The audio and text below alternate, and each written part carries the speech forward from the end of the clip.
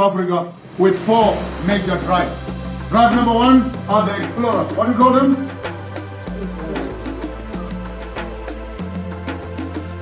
The explorers. These are the Moffats, the Cecil John Rhodes, the Vasco da Gamas, who are just walking around with diaries, writing around. Oh, they came to Mombasa. Oh, we see lots of black people dancing around. Okay. All right. Oh, there's a Victoria Falls. Oh, okay. And oh, I see here some nice mountains. Oh, all right. Oh, there's the pyramids of Giza in Egypt. All right. And they were just writing notes and writing notes. We carried them. If you have seen some of those pictures on the internet, we carried them across the rivers. Oh, shame, poor Africans. You laugh too much, yeah? White men, Mzungu, can't walk on the ground, so we would carry them on our backs and help them to cross rivers. Because we were afraid. These things looked like ghosts. They scared us. They were white, for crying out loud. You've never seen anything like this. One of Nehanda, one of our prophets in the south, she was actually saying, they are coming. People that are coming here. And she painted a very scary picture. The people that are coming here, their ears shine like the sun. Because you can see through their ears. They have see-through ears. Their eyes are like glass. They have no knees. Because they put them on trousers. They have no knees, these people. And you are imagining it. This thing that is coming with transparent ears, glass eyes, no knees, carrying some little coins and some books and what. And we received these prophecies. So when finally these things came, hey, we had to do all in our faith to make sure that we don't offend these things because we don't know where they were coming from. And here we are in this mess. Some of us, the white men, are no longer on our shoulders, but they are sitting right here. And the most difficult thing to work with is an African who is being controlled by a white man in his brain. Brown on the outside, white on the inside. Coconuts. They process their brains from... No. Before they do anything, oh, what will Mzungu say? What will the white man say? First conduct, not what do I say. What will Mzungu say? And what Mzungu will say controls how I behave. How do we run a country where we are absent from ourselves and present to everybody else? How does this work?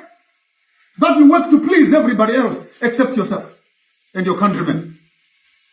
The explorers, they were just checking around, looking around, sniffing around. Oh, then they went back home and they told them, hey, in Africa, there are things there happening. People are dancing with spears and swords. Drums are hitting. The kings, they are putting on gold. They're walking with golden sandals. They sit on golden chairs. These are their shanty areas.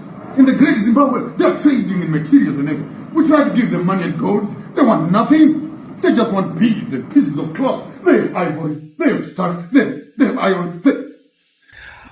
Yes, here we are. Greetings to you all, family, brothers and sisters. Hopefully you're okay and doing well. Please help me to share this message to our brothers and sisters here in the continent and also to those who are in the diaspora. And also, you have to watch this video from the beginning till the end. What Maponga has spoken is very interesting. So here is conversation of... From Accra to Ghana, the ruling party is no longer in power. Tanzania was led from Zambia. The ruling party is no longer in power. Tanzania must learn from Botswana. The ruling party is no longer in power.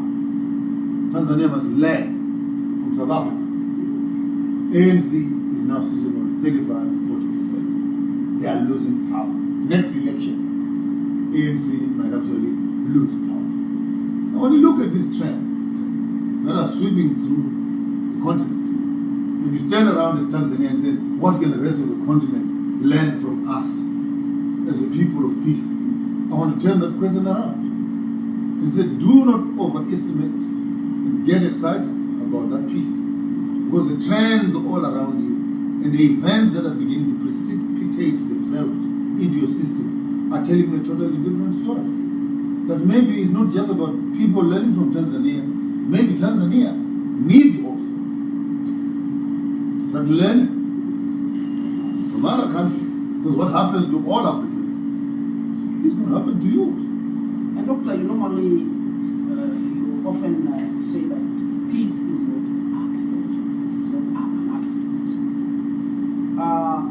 What should African leaders and citizens do deliberately to protect peace in the continent and in their countries?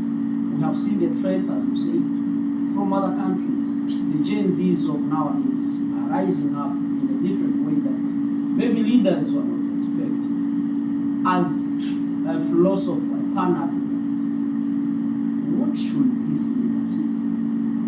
We don't have, Citizens. sorry to say this in a very bad way, we don't have leaders in Africa. We have shopkeepers, we have stewards, we have colonial stooges, we have puppets, we have democratic leaders that have been given to us by the system we call democracy, not to transform the society, but to maintain the multinational relationship and protect the principles of democracy as they are propagated by the West, not as they are desired by Africans. So we are being used as Africans to vote for people into power. Because these people are in power, all of them, all African governments, we have a problem with democracy. It's not working. For our leaders, it has turned our leaders, some of our beautiful leaders, into thieves and thugs and murderers. This system. How do you expect to fit a square pole in a round hole and leave no gaps? The model of governance you're using as African is not African. You don't know whether you're capitalists, you don't know whether you're socialists, you don't know whether you're monarchs or if you're traditionalists. But you're trying to cut and paste some pieces of legislative framework you call constitutions, and these constitutions, they don't protect the people. If these constitutions were friendly, why are our leaders walking around with bodyguards? To protect them from who? From the people that voted them into power. So from the onset, people have a problem. We go to the voting station, you get 90%. But when you're walking away from the 90%, you need 300 bodyguards to protect you. But they are opposition. I'm saying, my brother, there are other countries. I've lived in London, I've lived in Europe, I've been to Brazil, etc. There are other countries where the president walks by himself, jumps in a train in Britain, in a tube, and goes to his house. MPs, you don't necessarily need bodyguards in blue lights. Get on a train with them, on your way to Buckinghamshire and on your way to Luton. You're sitting there with ministers and government. There's no problem. But Africa, no. Should a president or a minister start coming here, the whole street must stop. Doctor, so who needs protection? We need protection or you need protection? And how do you protect yourself from us when it is us who put you in power? so Doctor, what is that should be done to change this narrative? Number one, Africa was built. Pyramids, Giza, Sudan, civilizations, Benin, Great Zimbabwe, Zalwela, the Akani, Shanti regions, monarchs and thrones, Abyssinia, temples, Carthage, Egypt. Were they democratic? China, Singapore, Dubai, Russia,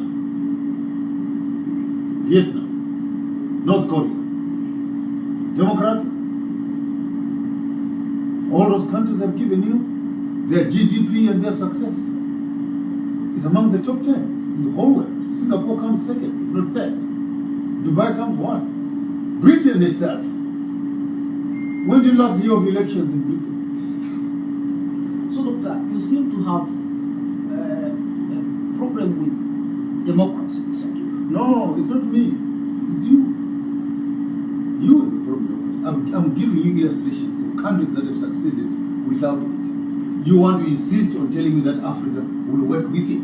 So it's not me with a problem. You have a psychological problem of explaining what democracy is not doing. I'm telling you where democracy is not even there, and they are succeeding.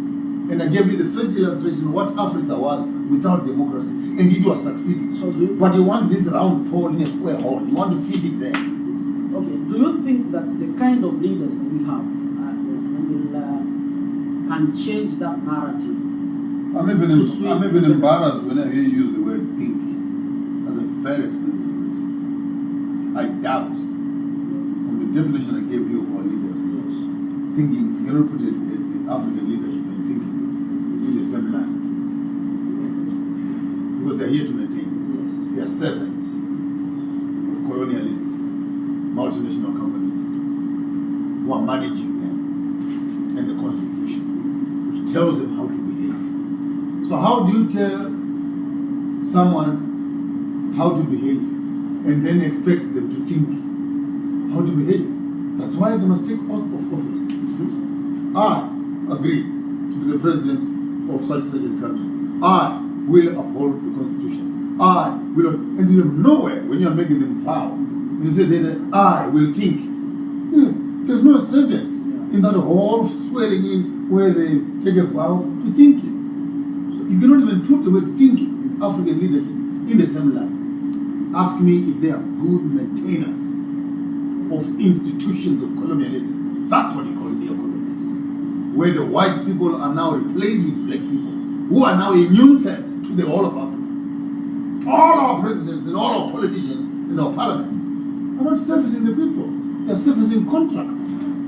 Multinational companies, Chinese, Russians, Americans, the Europeans, Pakistanians, the Indians, who are wreaking havoc on our continent under the supervision of our government. And the people are not happy. And we blame the leaders instead of blaming the system that we put our leaders into. Often African unity is discussed, but it's rarely felt by ordinary people. What is it that, what does really Pan-African unity look like beyond slogans and summits? Because we are good. And taking pictures. Yeah. We are good. It's like the concept of unity in Africa is like a boy who has a girlfriend on WhatsApp and they date there for 16 years. We have dated unity on WhatsApp as Africans for 65 years. I love you, I love you, I love you, I miss you, and then you take pictures and you put them on status. But you have never met that woman. That is all. You just see her pictures, which are under filter. You wish you could get into the phone and say, hey, give me a location. Where are you? I want to see you. You may find that maybe this woman you have been fantasizing about, the pictures that are on the filter, the pictures that are in reality. When you first saw her, she was a beautiful young lady. 65 years later, maybe she's now a grandmother who has children. And you still have a picture of a fantasy of a woman that you love. I'm an old man now, and now allow me to speak what I want. Maybe even the picture of African unity that Mwame Gaddafi, Nyerere, and Nkrumah were talking about, African unity. We may want to go back to that picture and find out what kind of a woman, what kind of a united Africa did they talk about. Because 65 years later, our vision of a united Africa has surely changed. We're looking at African national security. We're looking at one army concept. We're looking at our waters. We're looking at the wars in Congo. COVID has come through. Satellites that supervise us. International war issue. One passport issues. While we're still talking about one currency, currencies are getting defunct. We're moving into cryptocurrencies. And the whole concept of a united Africa for me is no longer just an idea of I want a passport that is like yours. We're moving away from it. We're getting digital. So we may want to go back to that WhatsApp picture and find out, hey, where is she? Can we download it from the WhatsApp and let's go and find her, let's meet her, and let's touch her. Maybe the vision that Nkrumah and Kambarage had is no longer the same vision that we are actually beginning to see in the international globe. And the participation of Africa in the United Front, maybe the goalposts have changed. And while we're still discussing unity, America is here in Nigeria. France is here in the Sahara trying to assassinate. America and NATO were here a few days ago to assassinate Muammar Gaddafi. And America is here telling South Africa that it's becoming a terrorist state because they're killing white people. So the dynamics of global politics is beginning to change its faces. Why we're still discussing? Then my brother, this is difficult. You want to marry this woman, don't you? Why are you still planning to marry? She's pregnant 5 times. Okay. Let's talk about the global media and their perception of Africa. They always, portray Africa, from the conflict point of view. How is this dangerous to African development? I did psychology, I did sociology as part of my preparation for the role I was playing in the pastoral space. So you pardon me, most of my illustrations today will be very relational. There's another way if you want to get a beautiful girl. If you overpraise her, you tell her how beautiful she is, she becomes expensive. And you cannot afford her. So you know what we used to do as boys? You tone her down a little bit. You begin to speak about, man, you're not as nice. You think you're the only one in the world. We can find others that are more beautiful than you. So that also the guards of her beauty are toned down with your undertones so that you can at least reach a certain level. Why does America and Europe always want to portray Africa as an ugly continent, yet they don't want to live? Africa is a dark continent, it's a diseased, it's sick, it's a poverty, people are poor, going all their medias, they're always showing the trees that are falling on houses and people living with monkeys and snakes and whatever. But tell the same white people, say, leave Africa. And they don't want to go. Then you understand that this is a manipulative concept of media, where you want to portray a picture of a continent that is poor. Why? So that you can continuously extract resources from them. And they also feel like you're doing them a favor by assisting them. And this for me is actually what I might even call political or psychological abuse of Africa as a continent. That you've been told that you are ugly for too long. You are poor, you're diseased, you can't even feed yourself, you are not educated, literacy rates are this, you're behind third world countries, dark continent, civilized, sold people. And then you come around again and these very same people have said they're useless and they're rubbish. Yet these are the suppliers of all the industries. But sometimes in the Western world. Doctor, but we have journalists in Africa. I'm one of the journalists in Africa. What role does the media houses and the leaders in the media in Africa have to play to ensure that we portray Africa as it is, as Africans? They went to school and they talk like journalists. But the books they were reading about journalism is Larry King, is BBC, is CNN. So the software even of the journalist himself. It's not an African journalist. It's a black journalist, of course. But the language. I've worked in the TV and media space for a long time. All the directors, and the producers, and the editors of the storyline. They are white. Even if they are black, they will be telling you, you can't put this on TV. You can't be reporting this. You cannot put that line there. People will think like this. People will think, who controls that perception? Even of what you must say. Right now you've done this thing we're talking about here. Will you take it to your editors? I can guarantee you now, not everything that I've said will come up. Someone is there with the scissors to clip and remove what the people must not hear and maintain a narrative of what people must hear. So you don't have to waste my time here and tell me you want to talk to me for an hour. When in fact all you need is 2 minutes or 5 minutes of my time in the studio. Then ask your 5 minutes and let me go. Because everything I'm going to be saying here will never make it to the media. It will remain somewhere in your junkyard. And so why bother people asking questions of what does Western What does African media contribute? They contribute nothing. They contribute the narrative of the one who pays for the station. So the owner of the station, he's the one who is a journalist. You are a handler. You collect information on behalf of the owner of the station. And on the same note, He's not paying for it. Okay, what exactly, from your point of view, from your advice, what should be done so that we journalists in Africa can stand strongly? Remember, there is this scenario of not being free within the media, within the countries that we come from. What exactly should we journalists do? It's in two ways. Number one, journalists are poor. They don't have money. Money is with corporate. So even when journalists are talking about free media, they are not free themselves. They are doing this as a job so that they get paid. So poverty, there's no choices. You are together with us, my brother. We are as poor as we are. We are also trying to make it ends meet in the midst of the struggle and talk a bit of this and that. But ultimately, the business community are the owners of media and they control that narrative. What should we do? Journalists, yourselves, must come together. Identify one amongst you who is good, objective. Then, if need be, start doing the thing yourselves. And put up a clear illustration of those that want to work with you as an objective media house, to put their money there, but not over-influence.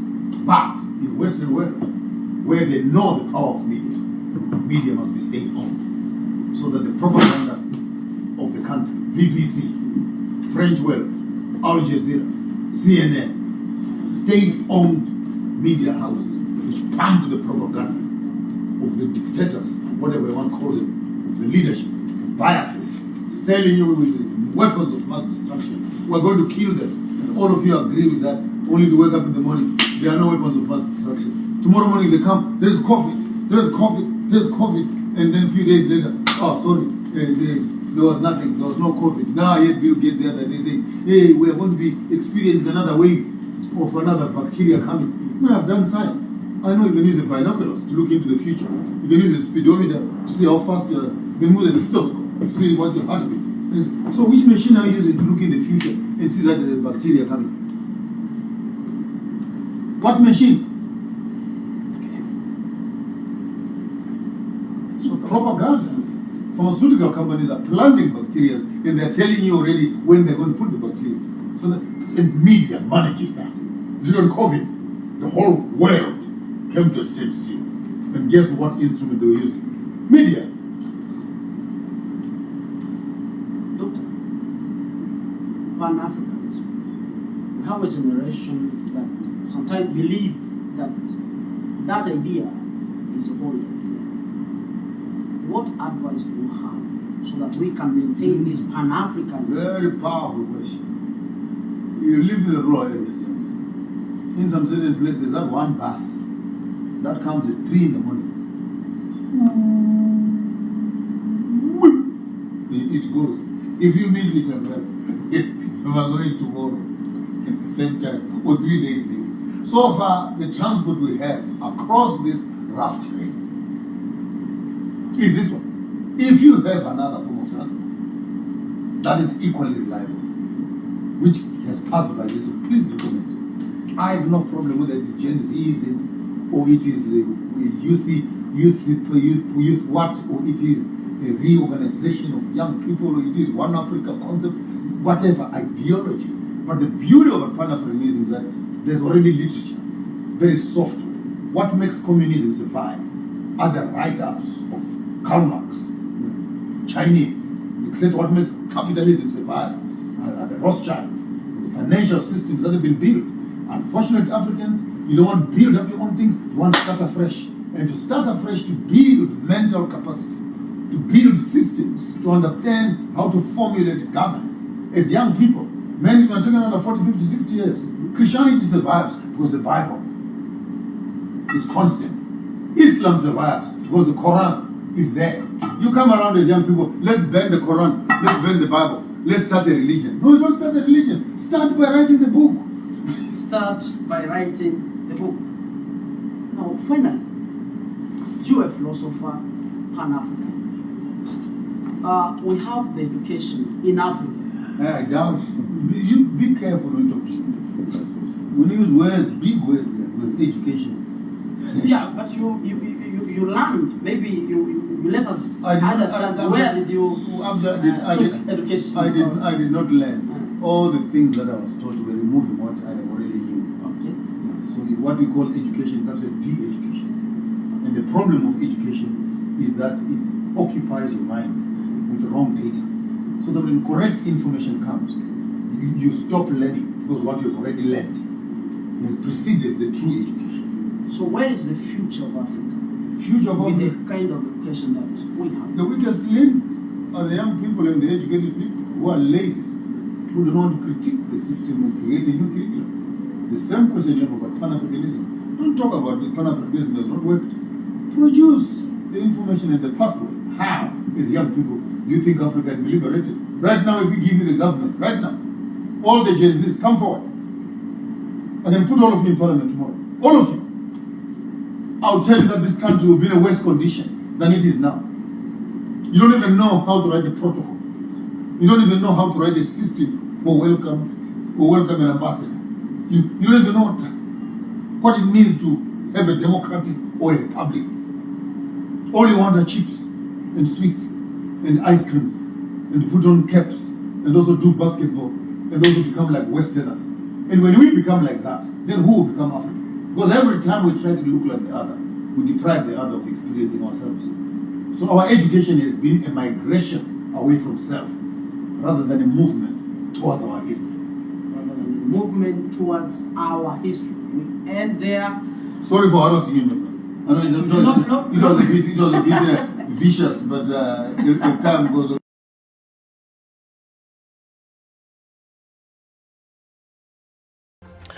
Wow. Sharing my thought on this issue that the time has come for we Africans 60 years after independence, yet we are still waiting others to bring us together. Maponga has spoken one thing that is very, very interesting, the issue of unity. Is it true the unity that Kwame Nkrumah, Nyerere and others spoken about is the same unity that we talk today? Because if you listen to our leaders, they speak about unity, even sometimes refers these leaders quotes of Thomas Sankara, of Muammar al-Gaddafi. But why don't they unite? That's the question that we need to ask. Maybe they have different definition. You know, we have different understanding. So we need to have a common understanding. Maybe we can unite. You know, you see, of course, yesterday I shared a video of US President Donald Trump when he was speaking about Somalia. You can see the way Trump is defining Somalia, a country, failed country. Of course, he said there's no country called Somalia. So, you know, recently you will remember I shared a video about Somaliland. I said, no one care our voices. Somalia will move around speaking for support, but these people will divide Somaliland from Somalia, will break up Somaliland from Somalia, and no one will stop them. So just imagine Trump, the way he's spoken, that Somalia is a failed state. Do you think Mr. Trump can support the government of Somalia to bring back Somaliland? Or he will say, Somalia, you have failed. Let us, Somaliland, take your way. Move on. That's what will happen. And that's what has happened, of course. You see? So, we can see how things is going on. We can see how things is going on. Countries are being broken, divided. Countries are being separated. But our founding fathers came with the idea of a united Africa, Africa that we speak with one voice, Africa that we have single army, Africa that we have single market, Africa that we will have one president, one leader. But is it true the same idea? of our founding fathers is the same idea that we have right now? Or the generation of those who are above 50, do they have that kind of idea? Do you believe these kind of leaders will take us to the stage or to the step that we want? Will Africa unite under our watch?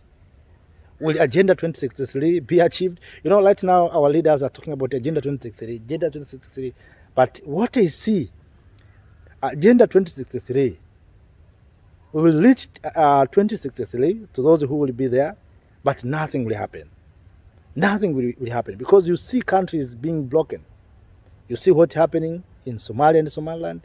You see what's happening in Sudan, in Sahel, in Libya, in Congo. We are talking about silence the gun. We have failed to silence the guns by the year 2020. Right now, the guns are ringing in Sudan, in Sahel, in Democratic Republic of Congo.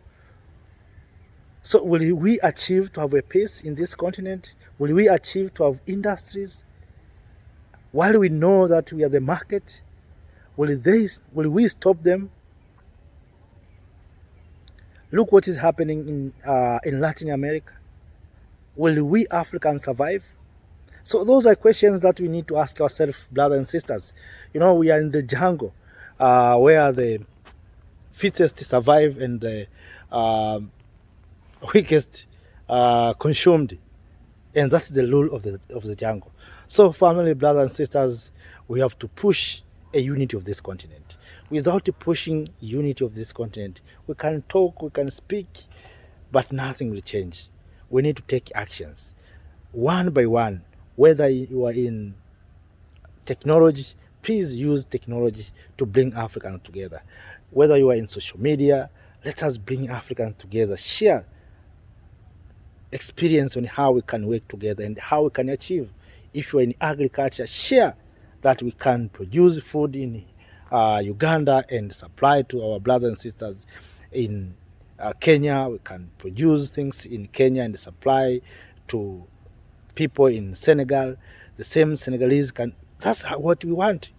It doesn't make sense that a country such as Ukraine, that is at war right now, is supplying food to Malawi. People of Malawi are consuming wheat from a fighting country of Ukraine, while Malawi are just sitting. You know, this is a continent where lazy people sometimes are enjoying. And we think this is okay. This is not okay. There's no free lunch. We will pay for it. If we don't realize that in the near future we have to pay for it, you'll see what will happen. So, family, I'm very happy, delighted to share this powerful message from Joshua Maponga. Wherever you are, please, you may also share this message to others, our fellow Africans who are in the continent and those who are in the diaspora. This is our platform where we as Africans, young people, we come together to share our thoughts and finding best solutions for our challenges. Because if we don't come together, if we don't unite, nothing will happen. I know some of us don't like unity because they have different minds. And of course, it is not bad to have different minds, but let us look for a long term. Let us look for a successive Africa, because we have seen countries that are so united, how they have achieved. Even today, you see Trump talking about how America is powerful. America is powerful not because of maybe individual states. America is powerful because of unity. You talk about China. China is powerful because of unity. The same to Russia and other. India, you see India is so powerful because of unity. The people of India are united. People of China are united. People of Russia are so united. But when you come to Africa, you see small little countries, Burundi and Rwanda, are fighting each other. Just small countries. Sudan, within South Sudan, tribals are fighting each other. Riek Machar's tribal fighting with Salva Kiir tribe. It doesn't make sense, brothers and sisters. So the time has come for we, have been asking this question. What we, the current generation, have we done for Africa? If today the East has been written, what have we done? Except voting.